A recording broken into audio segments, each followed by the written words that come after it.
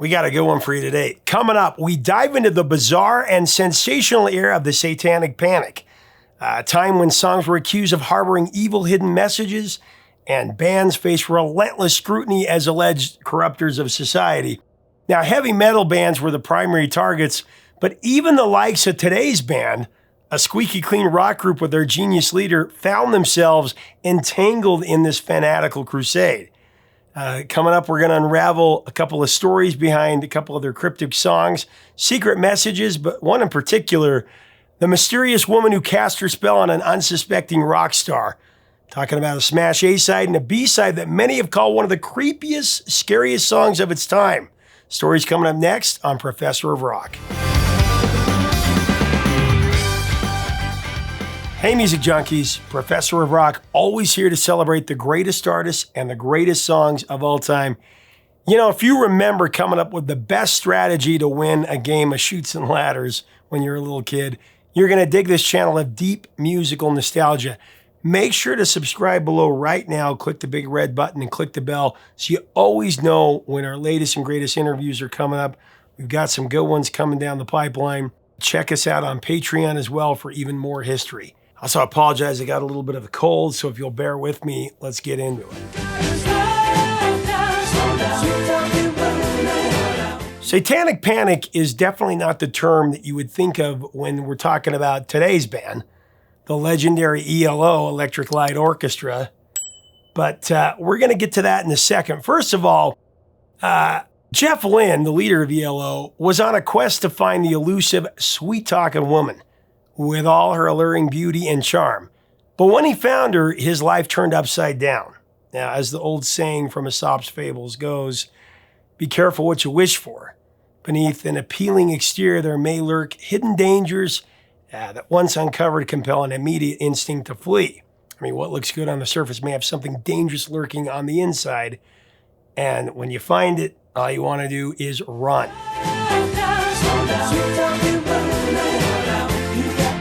Today, we're covering ELO's great A-side, Sweet Talkin' Woman, and its very strange, creepy B-side, Fire on High.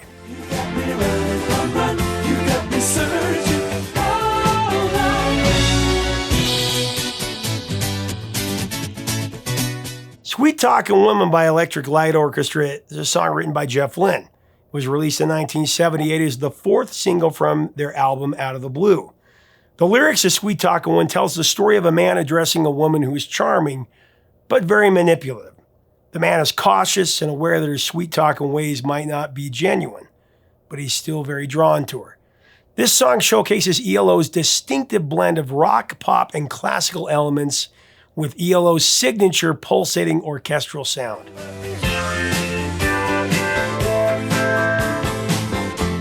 The single became the third top hit from Out of the Blue, shooting number 6 in the UK and number 17 on the Billboard Hot 100 here in America.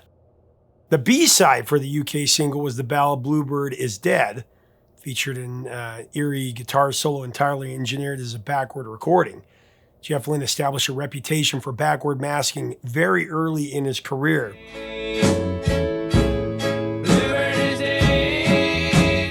Because of his deep admiration of the Beatles and his sly, humorous nature, Jeff Lynne loved to incorporate backward masking with secret messages in the ELO recordings.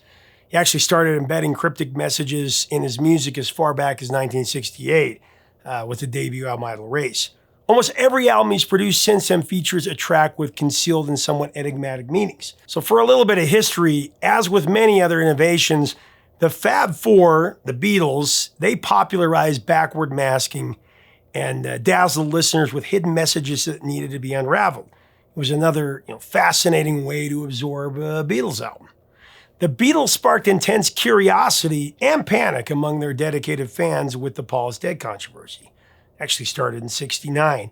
WKNR-FM DJ Russ Gibb received a call from a student named Tom at Eastern Michigan University. This caller mentioned a rumor about Paul McCartney's death and claimed that the song Revolution 9 contained a backward message that confirmed this rumor.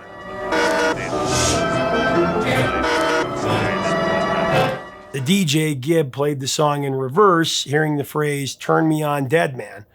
And this incident led to Gibb discussing the great cover-up on air with listeners identifying other alleged backmasking phrases, including "Paul is a dead man," "Miss him, miss him, miss him." This was in "I'm So Tired," the song. After Gibbs' broadcast, enthusiasts discovered more songs with phrases that resembled known spoken languages when played in reverse. Initially, rock music fans led this exploration. I don't know what to do. In the late 70s, coinciding with the rise of televangelists, that's kind of where it started, a lot of these evangelists asserted that backmask messages could bypass the conscious mind and impact the unconscious mind, being accepted subliminally by listeners. Yeah, very interesting. Actually, by 1981, Christian DJ Michael Mills asserted on Christian radio programs that Led Zeppelin's Stairway to Heaven contained concealed satanic messages perceived by the unconscious mind. Buying the stairway to heaven.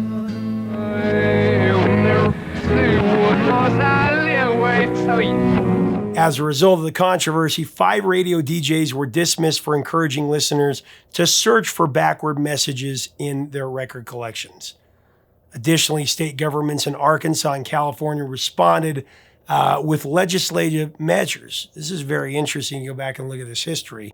Actually, the 1983 California bill aimed to prevent backmasking asserted that it could manipulate behavior without knowledge or consent, potentially leading individuals to become followers of Satan.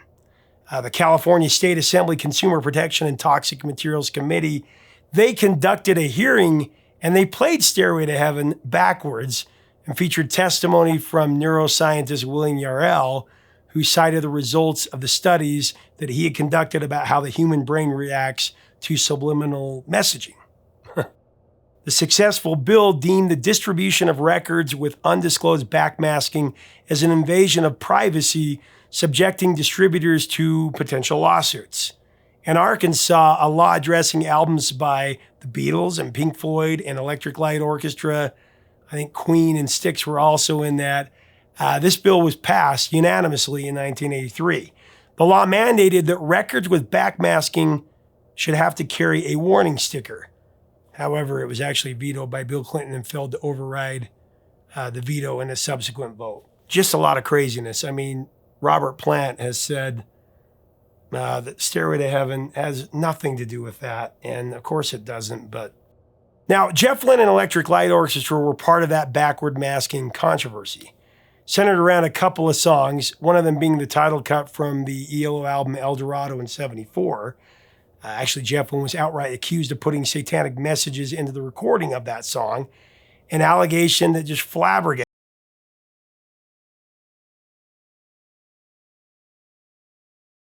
Scuttle actually originated from the lyrical sequence that begins with "Here it comes, another lonely day. Playing the game, I'll sail away on a voyage of no return to sea."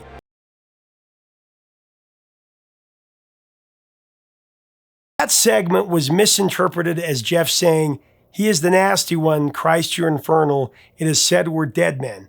Everyone who has the mark will live."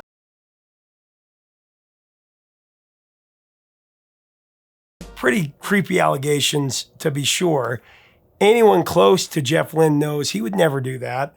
But that didn't stop the conspiracy theorists who wanted a tirade insisting that the song was truly evil. Jeff responded to the charges that it's hard enough to come up with lyrics going forward. It'd be impossible for me to come up with anything meaningful in a backward recording. End of quote.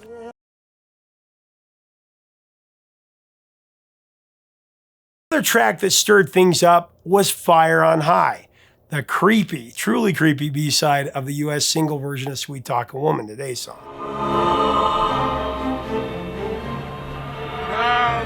Fire on High was an instrumental that was a deep cut from the Face the Music LP, but it generated new attention when it was selected to be the flip side of Sweet Talkin' Woman. From the very outset, Fire on High's tension builds through the violins, accompanied by backward masking that created the illusion of a demonic language to some fanatics.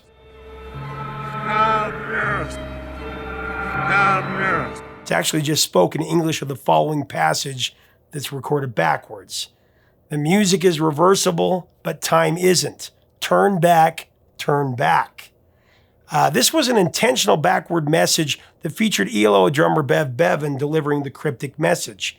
The music is reversible, but time is not turn back, turn back. But time turn back. This was Jeff's comical response to all the troublemakers, who were trying to make something out of nothing, advising them to cease wasting their time on fruitless endeavors.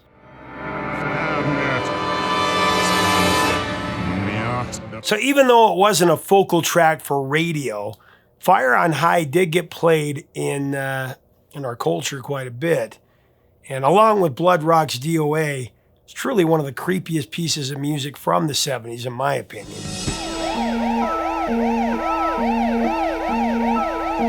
So it was cleverly used as bumper music on many radio stations. It's also the background theme music for ABC's Wide World of Sports. This is ABC's Wide World of Sports. Fire on High also served as the soundtrack for a scrambler ride at Seabreeze's amusement park north of Rochester, New York during the 1980s into the early 2000s. So the backward masking hubbub didn't stop in the 70s for ELO. Jeff Lynne continued to incorporate strange elements for fans to uncover. Another notable instance was the 1983 Secret Messages album.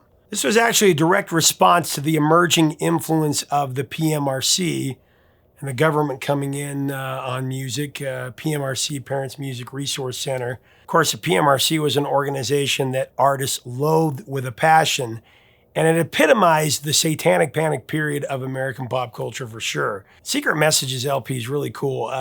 Album featured numerous whimsical hidden elements, ranging from fairly conspicuous to intricately concealed, providing fans with a mix of obvious and challenging discoveries. It's actually a very cool album. Let me know in the comments if we should cover it down the road. Anyway, we've gone off on a big tangent here. Let's get back to the spotlight track of this episode, Sweet Talkin' Woman. This song was originally labeled Dead End Street, but it underwent a transformation when Jeff Lynne was dissatisfied with the outcome.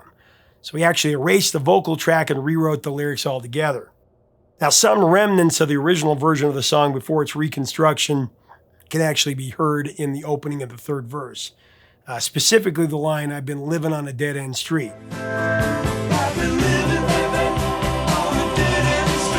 Jeff Lynne explained how it all went down. Apparently, the vocals were recorded and Dead End Street was basically finished. It was ready for final mixing and mastering.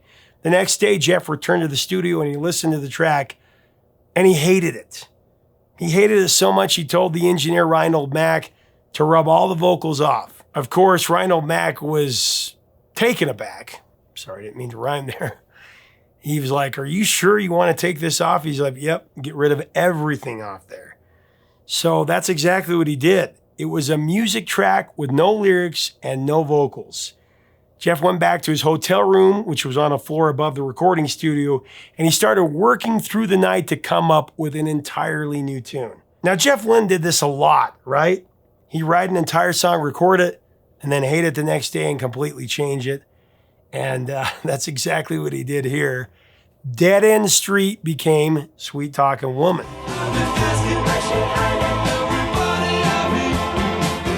Sweet Talkin' Woman is Jeff drawing inspiration from a personal experience that he had with a woman who tried to manipulate him with her words. He also drew from stories he had heard from friends who'd gone through similar experiences. Being seduced by a sweet talking woman, including an account from one of his best friends who was instantly infatuated with a woman that stole his heart, but also stole all his money.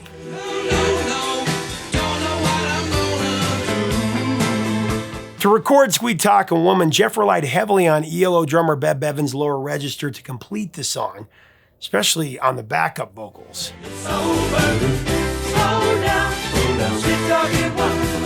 ELO bassist Kelly Grocott, he joined Bev and Jeff on the slowdown and run parts to accent the chorus.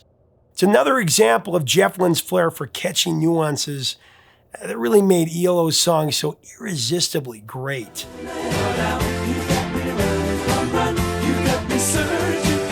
Kelly sang co-lead vocals on many of the earlier ELO tunes, like Knight Rider, Above the Clouds, and Across the Border. However, by 1982, he was strictly a background vocalist and his overall role was significantly reduced. Kelly stayed with ELO until 1982, and then he left as a very disgruntled man.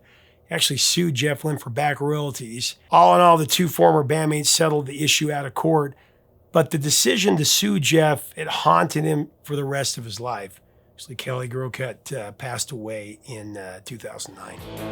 She loves that rock and roll and she plays it all night long. Of course, infinitely respected for his powerhouse drumming, when Bev Bevan took a hiatus from ELO in '83, he actually replaced Bill Ward in Black Sabbath for the Born Again tour.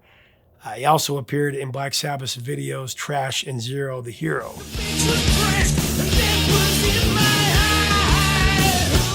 And actually, Bev and Jeff, co-founding members, had plans for a new ELO album. When Lynne withdrew from the project and denied Bev the use of the Electric Light Orchestra name, Bev ingeniously circumvented this challenge by forming a new group called ELO Part 2, embarking on tours with the band from 1989 to 2000.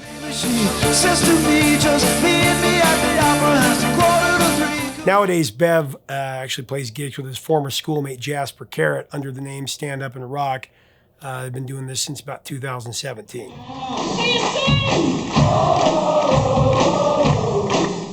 Sweet Talkin' Woman was another irresistible Jeff Lynne composition with the symphonic rock stylings of the amazing Electric Light Orchestra. I mean, the pounding piano melodies, the ecstatic bursts of swirling strings, and the intricate layered backing vocals seamlessly intertwined to create an elaborate yet dynamic carnival of pop hooks.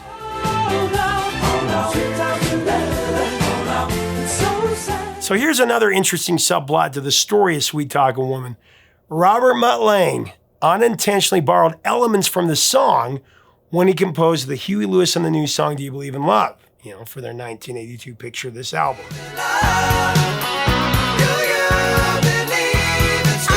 A lot of people don't realize that Do You Believe in Love is actually a cover song. Actually, if you listen closely, you'll hear that the verses share the same melody. And even the lyrics of the opening verse bear a striking resemblance. I was walking down a one-way street just looking for someone to meet, one woman who was looking for a man. Such inadvertent borrowing has occurred frequently throughout recorded history, of course, occasionally resulting in substantial legal disputes over plagiarism, but not in this case. Searching on a one-way street, I was hoping for someone to meet, one woman. Even a big-time rock star like Jeff Lynne was bewitched by the spell of the Sweet Talkin' Woman. Yet in spite of all the heartache she caused him, he does regret running away and hungers for more emotional punishment. From the lyrics, I was working many days go by. I was thinking about the lonely nights. Communication breakdown all around.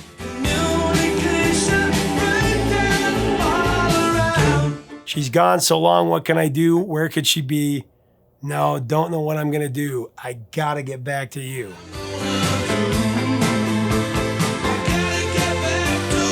Now, Sweet Talkin' Woman, along with Mr. Blue Sky and Turn to Stone, that made ELO's seventh album their biggest selling of the band's career. It's since sold over 10 million copies worldwide. Hit number 4 here in America and the UK, and it was actually the first ever album to have 4 top 20 singles on it in the UK. If you remember from our episode on Mr. Blue Sky, Jeff Lynne wrote the entire album in 3.5 weeks. This was after he'd been depressed and knocked down with writer's block for quite some time. Then he had a sudden burst of creativity when, after weeks of gloomy weather, the sun came out in his rented chalet in the Swiss Alps, and he had all that inspiration. It's a beautiful day. An absolute masterwork of ELO's richest musical period. A period that would continue with the album Discovery coming up next, and one worth listening to again from beginning to end, from a true genius of rock and roll, the backwards man himself, Mr. Jeff Lynne.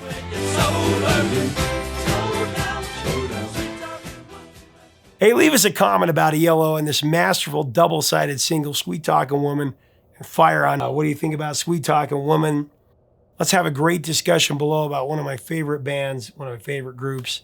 If you like our content, we invite you to subscribe. We would love to have you as part of our connection, as part of our community. Till next time, 3 chords and the truth, my friends.